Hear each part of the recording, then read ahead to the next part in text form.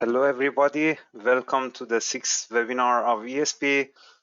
Thanks all of you for participating in this webinar. My name is Ehsan Sudman from Charité University Hospital in Berlin, and I will be the moderator of this webinar today. So before we start our interesting webinar, I would like to use this chance to remind you or to encourage you to submit your abstracts for the next ESP Congress, which will be held online in July. So the deadline is on 31st of January, so 5 more days left. So please be hurry and register for this conference. So this is the link of the conference. So if you go to esbiomesh.org/conference/ESB 2021, so you can explore a little bit the program. So the keynote speakers are already defined. The perspective talks also are defined and listed in the website.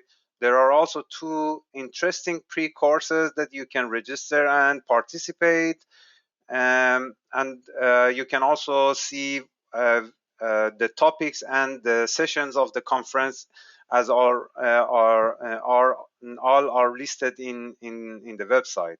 So when you want to submit your abstract, you should go to the abstract session and click on the abstract and submit your abstract online.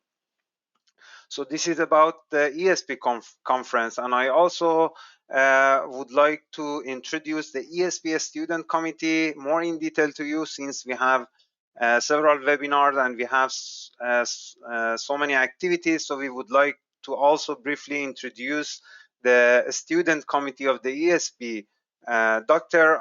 Aurelia Carlier is the chair of the Student Committee, and we are a group of 7 who volunteered to be the student representative. So the main activity of ESP Student Committee are organizing the scientific webinars, for example, like this one. Me and Rodrigo are responsible for the webinar organization. The ESP Mobility Award is also organizing by the ESP Student Committee, and we also help to organize the student event at the conference, usually when we have a student evening or the activities for the students during the physical conferences that we have, which unfortunately this year we won't have. So if you would like to join the student committee, please feel free to contact Dr. Carlier and send your CV and your motivation to her, and then she will decide if you want to join to our group. I would like to also introduce our YouTube channel to you. The link of the YouTube channel is youtube.com/esbiomesh. So please subscribe to our YouTube channel, and I will upload all the videos of our webinars, the talks of, so I can show you quickly here, all the conference keynotes or plenary lectures, all the award session like the best doctoral thesis award or a student award session. So all the video will be recorded and will be uploaded into our YouTube channel. So please subscribe to watch all the videos and webinars that we upload to this YouTube channel. So let's back to the webinar topic. Today's webinar will be conducted by Dr. Beth Simney, who is the lead of image assay developing for the imaging platform at the Board Institute in Cambridge. She will be presenting the CellProfiler software, which is a very powerful tool to analyze the images. The seminar will be 45 minutes, which will be followed by 15 minutes of Q&A session. So please don't hesitate to send your questions to us using the GoWebinar software. So if you have your GoWebinar software, there is a question session that you can type in your questions, and Rodrigo, my colleague, will collect all the questions, and at the end of the 45-minute presentation, we will go through the questions one by one. So let's give the session to Dr. Simni. So I make you the presenter that you can start your presentation. Thanks. Perfect.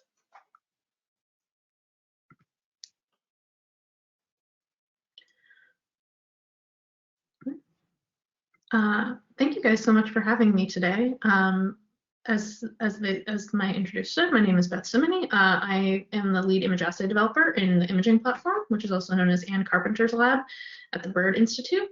I'm also a CZI imaging scientist.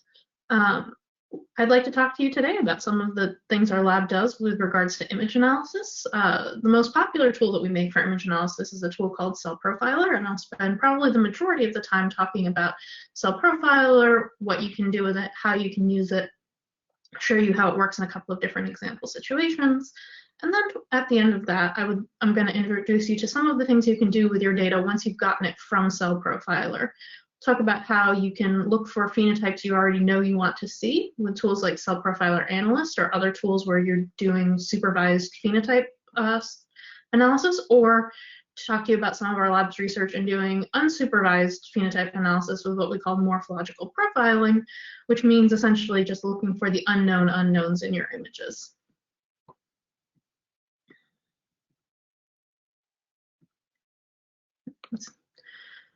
So we're passionate about using images as the source of our scientific data in the imaging platform because images simply contain so much information.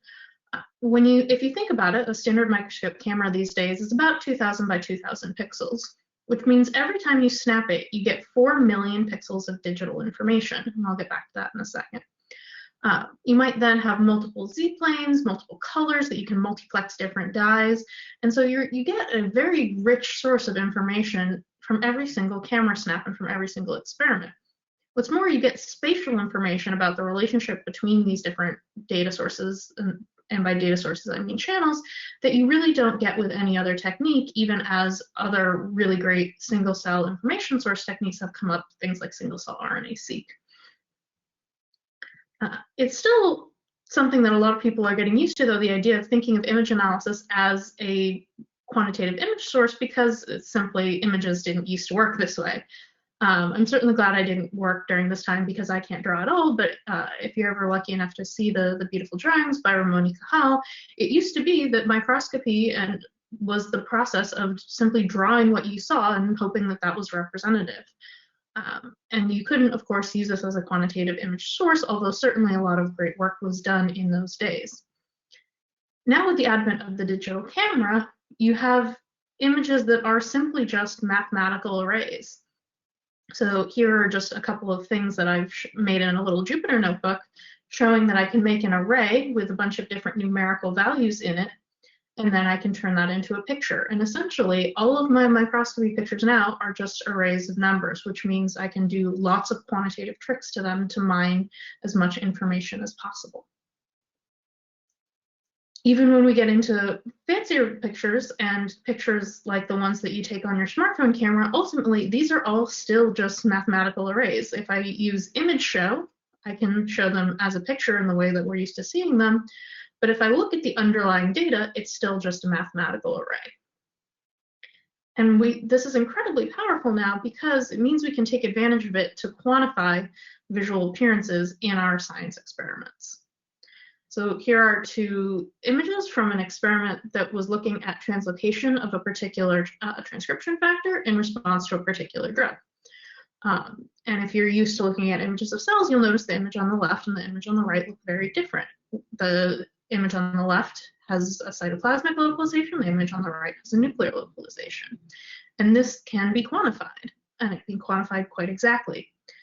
And what's really powerful about images, as opposed to some of the other tools that exist, are that this quantification can happen on a phenotype that we could not detect in other ways. The mRNA and protein levels in this experiment haven't changed. What has changed is localization. And so the ability to get spatial information is really the most powerful aspect of image analysis. Why might one want to do quantitative image analysis, though, simply because it's objective. You can measure many properties at once, and I'm going to talk later in my talk about why we think that's so advantageous. You can quantify heterogeneity. So if you look at the image on the right, you can see that some nuclei are very bright green and some are not very bright green. And we can quantify how much variability there is, which in a lot of biological systems is an incredibly important aspect of the system. It can find subtle changes that human eyes can't see, and I'm going to talk about that more in a second. It's also just faster and less tedious. There are things human brains are good at and things human brains aren't good at. And we don't want you spending the time that you've used with your highly trained expertise going through and doing something a computer is good at, because you should save your time to either be doing science that only a human brain can do, or by getting out of the lab and having an enjoyable coffee, for example. But to get back to the idea that there are changes that aren't detectable by eye, our brains are magnificent organs, but what they unfortunately are not are good tools for quantification. When I first show you this image, it probably looks like a color image to you, certainly when I first flash it up. It's not, however. This is an image that is grayscale with some colored lines drawn over the top in order to trick your brain into filling in the gaps. That's what our brain does so magnificently. It takes in small amounts of information and builds you what it thinks is a complete picture of the scene as quickly as possible. From an evolutionary standpoint, this is obviously incredibly advantageous in certain situations, but one situation it's not advantageous for is in quantification of data. So even if you have a phenotype where you believe that you could quantify it by hand, and you believe that you have so few images, for example, that you'd rather quantify it by hand rather than building a quantitative pipeline, that still doesn't take into account the fact that your brain will pretty frequently lie to you. So we recommend whenever possible that you do your image analysis in a way that is handled by software and that is objective, quantitative, and reproducible. And reproducibility is something I'll get more into how CellProfiler builds in. Now, there are a lot of great tools for quantitative image analysis, and CellProfiler is certainly not the best tool for every job. We work with a lot of different image analysis softwares routinely in our own lab, some of which we write and many of which we don't, because a lot of people have made great tools. Probably all of you are familiar somewhat with ImageJ or its offshoot projects like Fiji and Micromanager. These are incredibly powerful tools. You have very fast image processing. You have a huge plugin ecosystem that people have made particular things that work on a particular type of image for all kinds of experiments. And you can download those from anywhere in the world and immediately start doing what that person did. The major disadvantage, though, of using ImageJ is that if you want to apply the same analysis to many images and apply it in the same way to each image, you need to be able to write scripts or macros. And Fiji provides a lot of good tools to help make that as easy as possible, but you still need to get into that scripting language in order to do that. And so it's harder to get a reproducible analysis in ImageJ.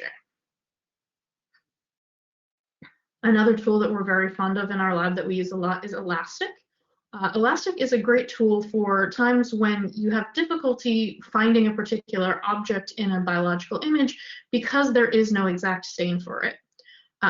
Most tools are built off of the idea of having up, say, a fluorescent stain, something that where the area you care about is bright and the area you don't care about is dark.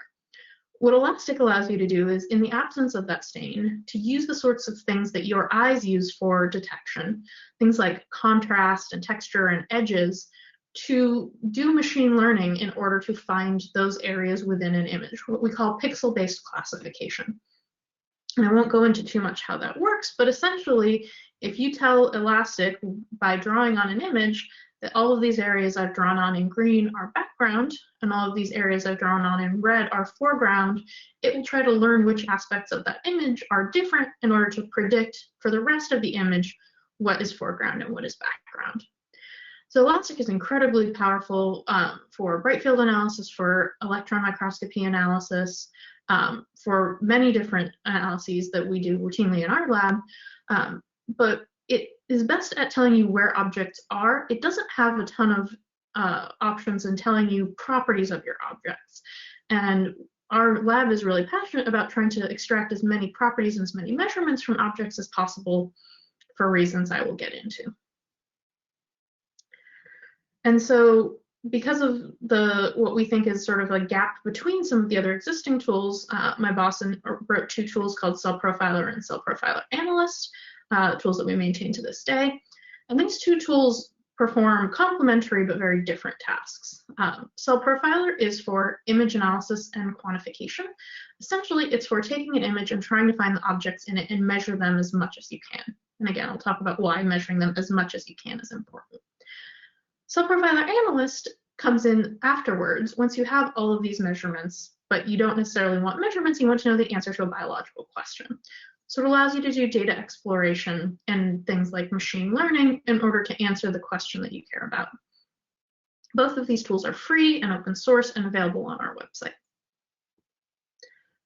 I mostly show this slide because I want to give credit to the amazing team of people who've worked on the software throughout the years. It's a mixture of people with biology training like myself and people who are professional software engineers and have a computational background. And so because we have biologists who work on the code base, we hope that our software is relatively user-friendly. And we're gratified that in at least some surveys of the existing tools that has been shown. The goal here is to provide a powerful image analysis method with a user-friendly interface. We like to talk about CellProfiler as being written by biologists for biologists. And our goal here is to measure everything and ask questions later. CellProfiler is only going to do essentially the first part of your image analysis, which is to find the objects that you care about and generate measurements. We do this as a separate tool from then the actual sort of question answering aspect because there are a lot of good tools for question answering. We believe CellProfiler Analyst is one of them, but you may prefer a different tool, or you may want to graph particular things in R or in GraphPad or in a Python notebook. And we want to give people the opportunity to analyze their data however is best for them. What you can do in CellProfiler is to take sets of images, and whether a large image set for you is 10 images or whether it's 10 million, CellProfiler can handle both equally well, can identify and measure objects, and then export the data to use downstream. And ultimately, CellProfiler doesn't particularly care what kinds of experiments you do and what kind of analyses are important for your particular experiment. In general, most image analysis works in the same way. We want to identify something in the image, and we want to measure whatever features of interest. So here we have some human nuclei, and we have some yeast colonies that are being grown on an agar plate. Ultimately, CellProfiler doesn't care. It just cares about trying to find whatever that compartment is and generating whatever measurements you think are most important. So on the left, it might be purely a measure of size and shape or a measure of DAPI intensity. And on the right, in our yeast colonies, we might care about red-pink colonies and colony size.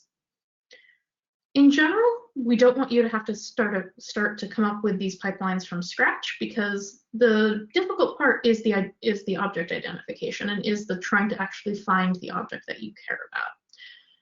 That's why we provide a lot of examples on our website, and you can scroll through them and see here are a bunch of different images that are analyzed in particular ways. Which one most closely matches what I want to do? You can take that pipeline, download it, and start to tailor it specifically to your own data.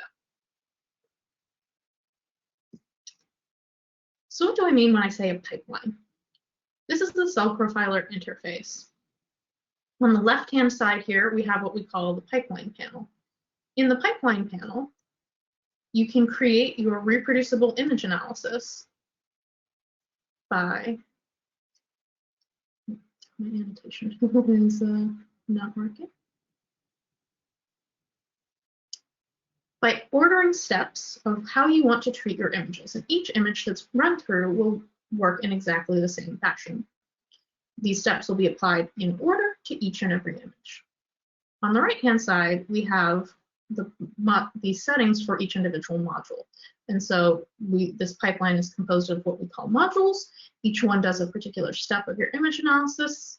So for example, the images module, which comes first, the way you can configure that is by giving it, telling it which images you want to analyze.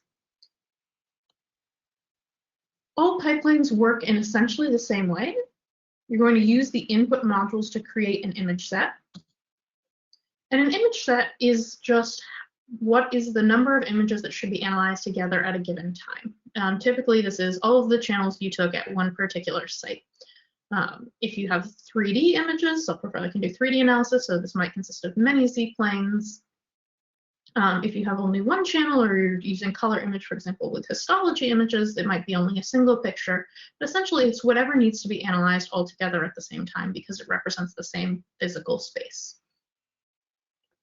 You then will add the image processing, object processing, and measurement modules that make sense for your particular analysis to find the things you care about and then measure them.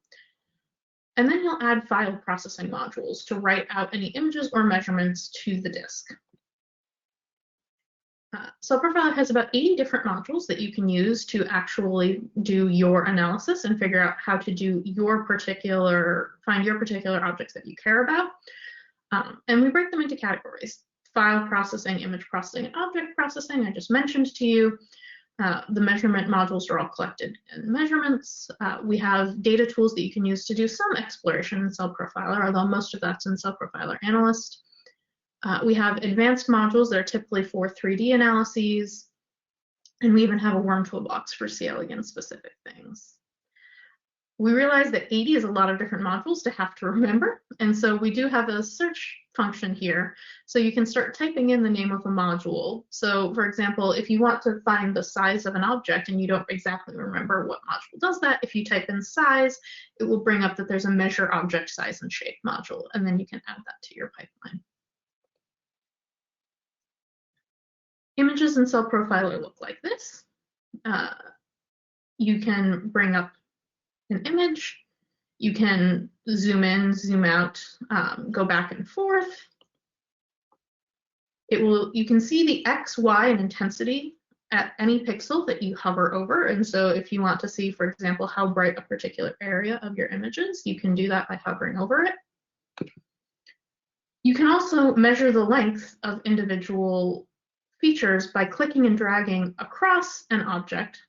So here I've clicked and dragged across a nucleus, and you can see down here that we have a length tool that's now been generated. At this point, I want to pop out of my PowerPoint for a second and actually demonstrate to you some CellProfiler pipelines to give you an idea of what are the sorts of things one can do in CellProfiler. So this is one of the examples that's available on our website. We call this the Speckle example pipeline, and it consists of 2 channels. I have a Hooks channel here, and I have a gamma H2AX channel. And so this is an antibody against a particular form of the H2AX histone that gets phosphorylated in a particular place when DNA damage occurs, and so you are able to see these punctate spots at sites of DNA damage. Now, typically when one is doing an analysis like this, they might care about how many spots are in each nucleus, how bright are they. I've dragged and dropped this one image set in the images module in CellProfiler. And using the names and types module, you can see that I can set how CellProfiler should determine what is in one image set. These 4 modules that are above the line are what we call our input modules. I'm going to ignore metadata and groups because those modules are optional. If you are doing a big complicated plate-based analysis, for example, it's going to be very important for doing things like extracting what well a given image was taken in. But if you don't have that sort of information in your file and you want to just analyze each image, you can skip those 2 modules. So here I can say that based on something that's contained in the file name, I have my blue channel and my green channel, but I could name these really whatever I want. The first module that I'm going to come across in CellProfiler is called Identify Primary Objects, and that is the module you're going to use most often to find objects. There are a lot of individual configurable settings here, and unfortunately, I'm not going to have time to go into what each and every one does. We do have YouTube tutorials on our website that you can go through to see in a lot more detail how one might configure each of these individual settings.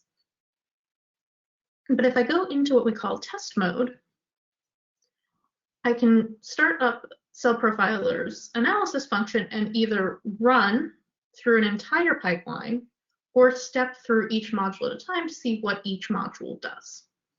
If I hit run, it will run for as far as CellProfiler can until it gets to a pause button. And once it gets to a pause button, it will stop. I can also have CellProfiler show me what it's doing or not, based on whether or not the eye next to the module is open. When you're configuring CellProfiler, you obviously want to see what it's doing so you can see if your configuration is working. And once you're done configuring, if you're trying to analyze then 5 or 10 or 5,000 images, you don't necessarily want to see what's happening at every step on every image. And so you can close those eyes once you're done with them. I go ahead and I hit step here. This is the output of the Identify Primary Objects module, and this is the module you'll spend most of your time looking at and trying to figure out if it's configured correctly. We can see here our nuclei. On the right, we have our typical diameter and what CellProfiler is being told how big an object should be. If I zoom in, can see here the outlines that it's drawing around these nuclei. Now this is maybe a little too strict. It's possible that I might need to adjust my threshold in order to make it so that the exact boundaries of these nuclei are being followed, but I can see exactly what threshold it's using. And if I zoom in even further, you can see here that it's about 0.18 and the threshold it's using is about 0.21. So if I want, I can tell it to take the threshold and multiply it times 0.8 in order to bring that threshold down to more like 0.17. And if I hit step again, I can zoom back in on my objects and I can see now that they're fully circled. So those sorts of adjustments are how one actually goes through and finds objects in CellProfiler. And again, we have tutorial videos on exactly what each of these settings mean, but even perhaps more importantly than that, we have a help button next to every single setting in CellProfiler. So if I click on the button, it tells me what that setting is doing. It gives me ideas about how to adjust it, and it even sometimes gives me pro tips on what the best adjustment strategy is. In order to find our H2AX foci, we're going to actually do an image processing step, a couple image processing steps before we get to object identification. The Enhancer Suppress Features module is a module that will allow you to find speckly objects against a dark background. This looks a little dark, so let me turn up the brightness and contrast here by going to the subplots menu and hitting Adjust Contrast. That's a little easier to see, and I can apply now this contrast setting to both of my windows. What you can hopefully now see a little bit better is that in our nuclei, we had some bright spots, but we also had some hazy background from the rest of the nucleus. And now that hazy background is gone and really only our spots are left. I can then mask this image that I've created because I know that my spots are only found in nuclei. So I don't need to look for spots in anywhere but inside my nuclei. And then using a second copy of the Identify Primary Objects module, it has very different settings than my first one. Instead of finding a few large objects, I can find many small objects by picking a different thresholding strategy and a different object size. So CellProfiler becomes essentially infinitely customizable. Whatever you as the biologist decide is the feature of interest in your image, you can design a CellProfiler pipeline to find it. If you think that all of these small spots CellProfiler is identifying are valid, you can select those. If you don't, you can filter those out either by not finding them in the first place or using the Filter Objects module to remove objects of a certain size or brightness later. Pipelines can be very short and very simple, like this pipeline here, or they can be very advanced and very long and complicated, like this pipeline here, which is on our tutorial website for how to create 3D pipelines. 3D object finding pipelines tend to be a little bit faster or a little bit more complicated, excuse me, a little bit slower to run than the 2D pipelines. But if we go through one, we can see that the same abilities are possible. Here we're looking for nuclei and cells in a 3D image. And I'm able to threshold and find 3D objects for both nuclei and for cells.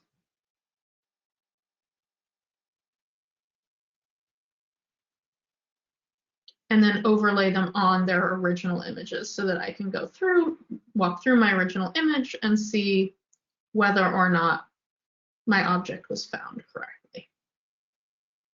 So CellProfiler allows you essentially an infinitely customizable object finder using its image processing and its object detection tools. But what I haven't mentioned is that once one finds your objects, typically just counting objects isn't enough for most experiments. For some it is, but often you want to know something about the properties of those objects.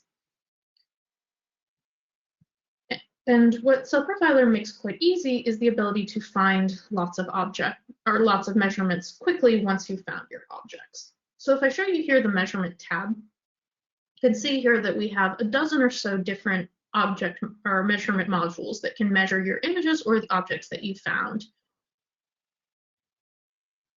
Many of these metrics can be found in lots of tools. I want to make that clear. These aren't things that only CellProfiler can measure, but they are things that CellProfiler can measure in a way that makes it very easy to learn lots of things about your objects. And when you add a single module, a measurement module in CellProfiler, what you get are actually many measurements. So when you add the measure object size and shape module, for example, you don't just get the area, but you also get measurements like the perimeter, the eccentricity, how big is an object along the major axis, aka how long it is, and minor axis, how wide it is, whether it's solid or has holes in it, or several other measurements of size and shape. This can even include measurements that are pretty abstract, like Zernike polynomials, which are a little bit hard to intuit, but essentially you can imagine that the Zernike polynomials look something like this, and each one is measured to say what is the, how closely does it match the object that I care about. Does the object I care about look like it has more shape on one side than the other? Does it look like it has more shape in the center versus the edge? And again, these are a little mathematically abstract and not necessarily easy to intuit, but when you combine them together, they can actually give you very good descriptions of an object's shape. So here's one of the original papers proposing these as shape descriptors and showing how they could be applied to biological objects. And you can see the input image on the left and the output Zernike polynomials on the right and how you can reconstruct them. You can see it's not an exact reconstruction, but you're actually able to get a very good size of an object shape just from, I believe this is about a dozen measurements that they used here. So CellProfiler gives you access to very powerful measurements. It will also allow you to measure the intensity of objects, and again, not just the mean, but the median, the standard deviation, the sum, the minimum and maximum. And objects can be identified in, or can be measured in any channel, not just one they were identified in. So if I have a nuclear channel and I have a marker of, say, GFP, I can see how I can find my nucleus in DAPI and measure how much GFP is in it. Once the object's been detected, it's essentially a map that can be used in any channel.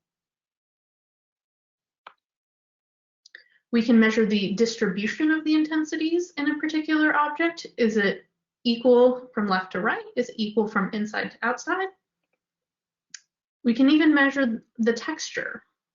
So essentially what all texture is a mathematical measurement of how similar the intensity is between any two pixels depending on how far away they are. Are they the same, in which case an object looks smooth, or are they different, in which case an object looks bumpy? And we can quantify this in a way that you can then use to describe your objects downstream. And I'm going to get into why all of these measurements can be used together. You can also measure the colocalization between channels. So this isn't actually CellProfiler's output, but again, as I said, these measurements can be gotten from a lot of sources. This is the Colloc2 plugin in Fiji. When the two channels in an image are very separate, we see that in a histogram of their intensities, most of the histogram looks on either the y or the x-axis. There's not very much that's together. And when two stains are colocalized, we see now that these stains are covariating. Once you've generated your lots and lots of measurements in CellProfiler, you can write out that data into a spreadsheet or a database.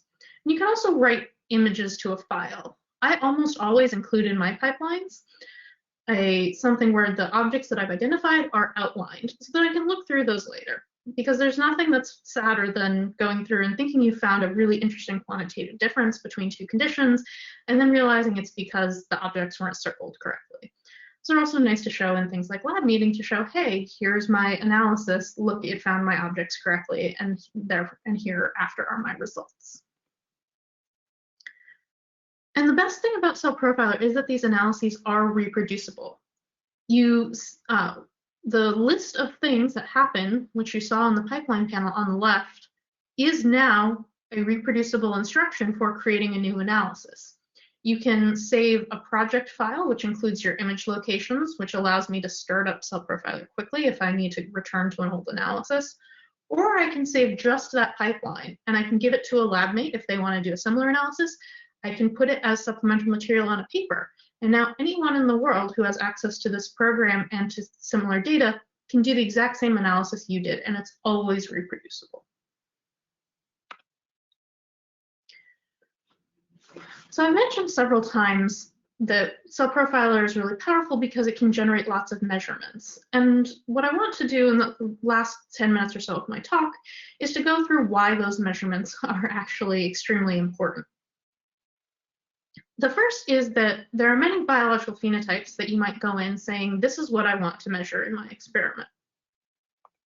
Often when people do this, they are talking about one or two measurements in particular. So this is a paper our lab put out a few years ago, but I think the trends probably are still the same, which is even in papers that talk about doing high content image analysis, they typically are only looking at one or two features. They might look at, say, the intensity of one particular marker or an object's size or the number of objects. This is good, and a lot of good biology can be done this way, but that leaves a lot of data on the table because I've mentioned the millions of pixels and the easy way CellProfiler can export hundreds of measurements. And if you use those extra measurements, often you can find more phenotypes than you realized. So here's an example where one measurement is enough. This is work that our lab did with John Crispino's group at Northwestern, looking for drugs that would allow cancer cells to stop dividing and instead go into an endo-reduplication cycle and essentially just keep making copies of their DNA and get bigger without dividing and then continuing to attack the patient. A single measurement here, how much Hooks or TDAPI is inside the nucleus, is enough to actually give us the phenotype that we care about. For some phenotypes you care about, you might need two measurements. So for example, if I want to know cell cycle phase, if I have two measurements, a DNA content measurement and a mitosis measurement to say is mitosis on or off, I can typically tell cell cycle phase. But there are many, many interesting biological phenotypes that can't be just described in one or two measurements. And this is where these large measurement suites CellProfiler makes can become powerful, because there simply aren't one or two measurements that will allow me to identify all of these different phenotypes that I, as a biological expert, am sure are there. And so what we can do is we can build up a large number of measurements. And in the same way that for an individual cell, we can look at many different genes that are expressed and say, which ones do we think are related with a particular phenotype? We can do the exact same thing with image measurement features. We can say, all right, we measured lots of cells in CellProfiler. Some of the ones we care about look like this and have these measurements. Some of them look in a different way and have different measurements. Now I know which measurements predict my phenotype. And so this is where we move from CellProfiler to CellProfiler Analyst, or measuring everything to ask questions later. The more measurements you generate in CellProfiler, the more data that you have that you can analyze using CellProfiler Analyst afterward. Should say that measure everything, ask questions later is also the name of our lab's blog. So I'm not going to actually show you the interface for CellProfiler Analyst, but just to show you a little bit of its capabilities, it allows you to histogram and scatter plot your data. If you have multi-well plate data, you can look at the values of individual measurements in each particular well. And what's perhaps most exciting is that you can do classification. So if you have a phenotype that's difficult to describe in one or two measurements in the way I just described, you can use the rules that are associated with each cell or each object or each worm in order for you as the biologist to find the cells you care about and the computer to do the hard work of actually learning what measurements sort of predict that. So CellProfiler Analyst will allow you to look at a series of images of cells and pick out whether they are the ones you care about or not. So in this particular instance, we pretend that we care about the ones that look like these sort of yeast-like blobby cells. And the lines that are next to each cell represent the measurements. If I tell it which cells fit my phenotype that I care about and which ones don't, it can take a look at which rules are represented in my yes class and which measurements are represented in my yes and which in my no class, and it can go through and try to find rules that will actually separate those yeses and nos, and then show you if you think that its classifications are right. This isn't work from our lab, but this is work using CellProfiler. This comes from cells who have blood cancers that have recurred multiple times. And in this case, the patients had cancer that came back over and over. And so the researchers in question created an automated classification similar to the one I just showed you to figure out which cells were alive and which ones were dead.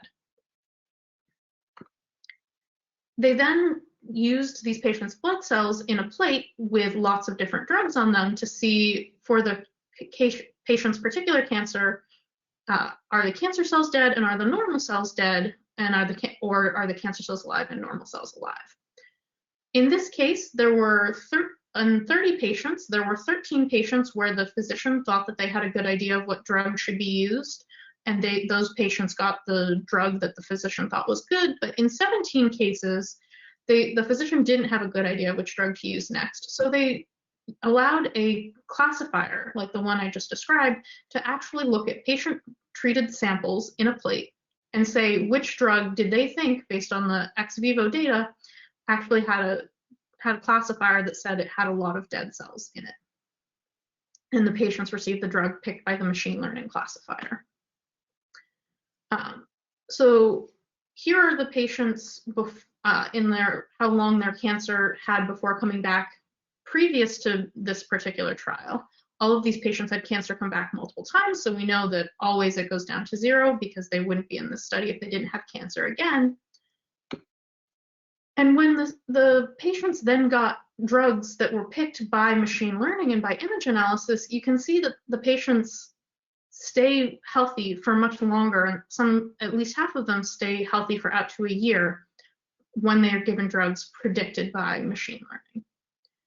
And the ones who were given drugs predicted by machine learning are represented by blue dots here, and the ones given drugs picked by doctors are in gray. And you can see here that using machine learning to choose which drug to treat the patient with has a good correlation with patient outcome. Of course, there are patients in each group who unfortunately pass away. It's not a perfect predictor, but it gives patients more time and it gives patients a better outcome by measuring aspects of a cell and doing machine learning to figure out, is that cell healthy or unhealthy? And so never doubt that image analysis can save lives. I'm not going to go through all of these slides here, but I do want to talk about finding unknown unknowns just for a minute or two. If you know a phenotype you want to look for, CellProfiler can help you get there, but it can also help you make connections between samples, whether or not you know ahead of time what those phenotypes are going to look like. And the idea that there's data that our brains can't see is very common in biology. This is a classifier that's based on texture data, but it can actually determine cell cycle phase quite accurately. And even the mistakes that it makes are mistakes that make sense. It can't always tell, for example, if prophase is G2 or prophase, but it's actually a discrete phenotype, or it's rather a continuous phenotype as opposed to actually discrete classes. So based on this, our lab has gone through and used the power of multiple measurement in order to see if we can learn connections between samples. And I won't go through this entire part of my slide deck, but I want to show you at least sort of one example that this works. So these are particular drugs, and cells that were imaged after being treated with these drugs that are stained with either they're stained with DAPI, an actin stain, and a tubulin stain. And what we then said is, based on measurements in a nuclear stain, an actin stain, and tubulin stain, can we actually tell which drugs are from the same mechanism of action class or not? And it turns out you can with pretty high accuracy. Just from looking at the nucleus alone, you can create something that's 67% accurate at figuring out which drugs have the same mechanism of action. When you include just nuclear stains, actin stains, and tubulin stains, that accuracy goes to 94%. So you can determine connections between drugs or between genes. So here, for example, is from a gene overexpression paper looking at simply using cell measurements in order to cluster phenotypes, showing that it was able to learn the RAF-RAS pathway, and that morphological measurements could also help it determine which RAF mutations were activating as opposed to wild type. If you want to learn more about anything that I've talked about today, I recommend that you go to forum.image.sc because that is where all of the open source image analysis software tools that I've shown here, and probably a few now that have joined since I last made this slide, have a centralized help forum where you can post a picture, talk about what you want to find in your biological experiment, and have experts from all of these different software tools say, if I were trying to learn that, I would use this tool, and can help you actually put together a workflow in order to make that possible. You can also look for job opportunities, for conferences, and ask for help with bugs, all of that in one source. If you're looking for job opportunities, we are actually hiring a postdoc right now, and that post is on forum.image.sc. That forum is sponsored by COBA, which is our Center for Open Bioimage Analysis.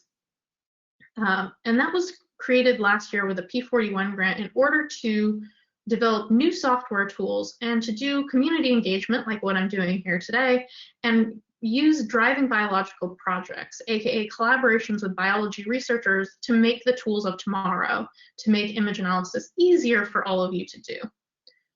And so we're working on these driving biological projects to push new tools for deep learning and new tools to make the algorithms that exist and the tools that exist easier to use.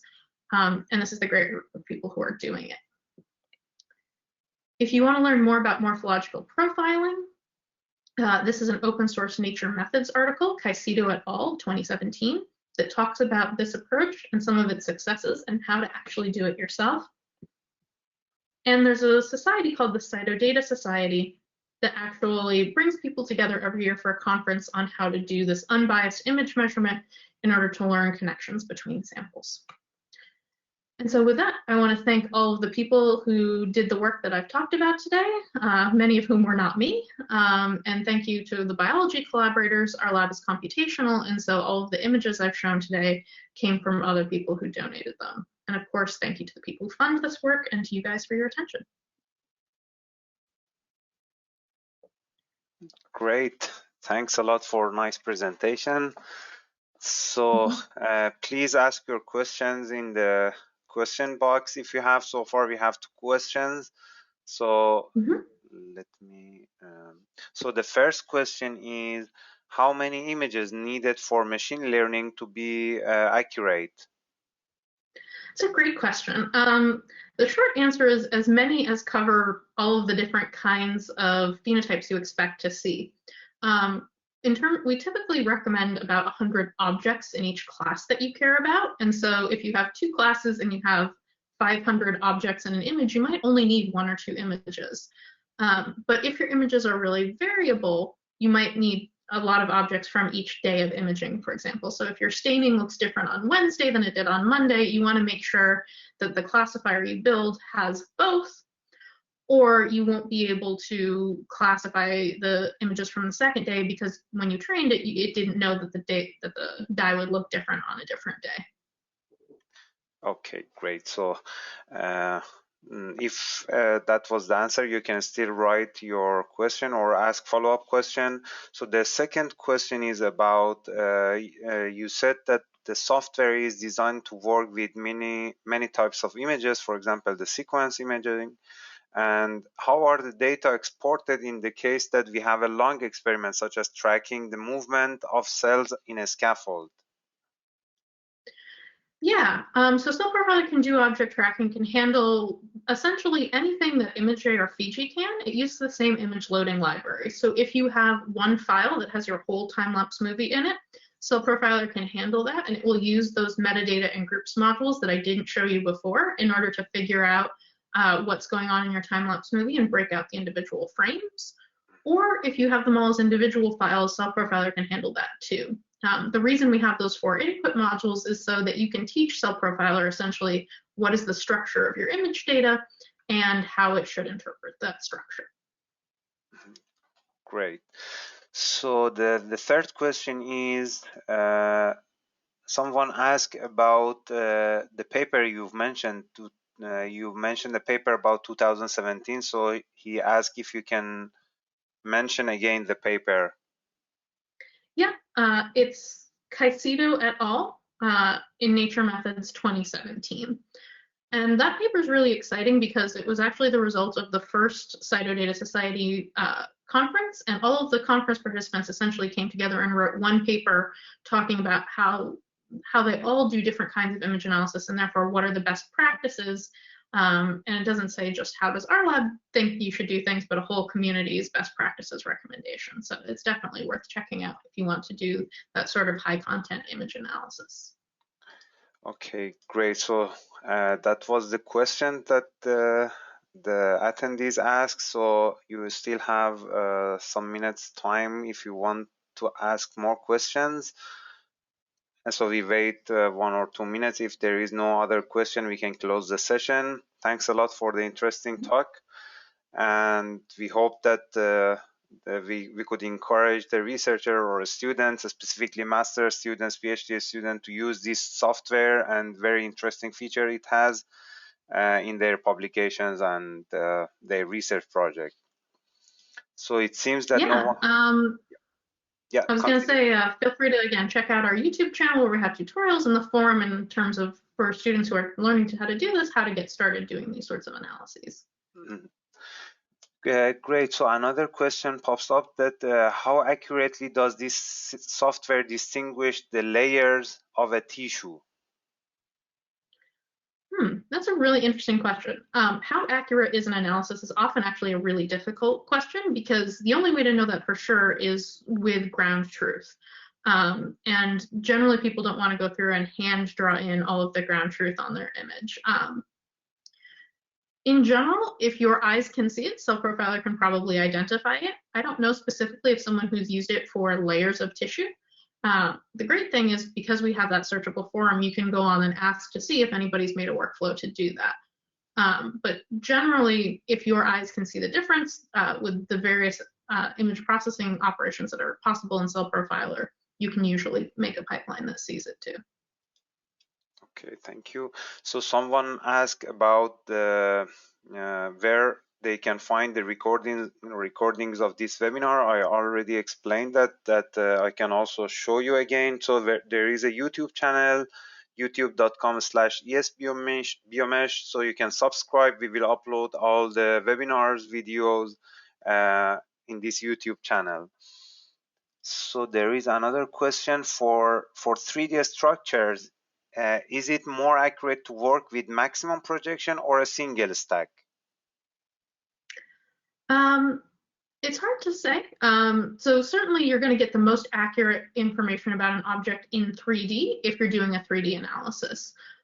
It's also, of course, going to depend on making sure that you've sampled your object correctly at the microscope, done things like Nyquist sampling of your C-stacks to make sure you can see the whole 3D object.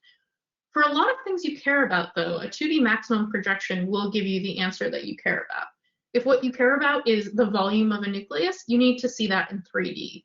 If it is essentially how much of my GFP is in the nucleus versus the cytoplasm, probably I can get a pretty accurate ratio of that in a 2D max projection. So we always recommend that you think about what is the biology you care about and what are the sorts of mistakes your image analysis pipeline is allowed to make. And if you don't care about sort of height as part of your phenotype, it might be that a 2D max projection, which is a lot easier to work with, does just as good of a job. Okay, thank you. So I think we answered all the questions so far. So if there is, they were great questions. So thank you all, and thank you for your attention and your participation today. Yes. Okay, another question pops off. So can CellProfiler Analyst be used to convert single cell data into the heat map? So you can make heat maps. Well, you can make a density plot, and you can do scatter plots and histograms. There are really other good tools out there for doing heat maps. One I like is called Morpheus, which was also written at the Broad Institute, but not by our group. And that allows you to upload your measurements and create heat maps and do things like a similarity matrix, looking at how similar data from two different wells is. But CellProfiler Analyst doesn't have a heat map function. Great. So so we answer also this. So there is no more question. So if there are no more questions, we are pretty on time. We are so we can finish the session. Thanks a lot again for the interesting presentation and answering all the questions comprehensively. So thanks a lot all the participants for participating in our webinar. As I said, and you can see also in the screen, you can subscribe to our YouTube channel to see all the plenary talk, all the award sessions of the ESB, and of course the webinar sessions that we have in the ESB or European Society of Biomechanics. Thanks everyone, and I would like to close the session now. Thank you. Bye bye. Have a nice time. Thank you for having me. Thank you. Bye.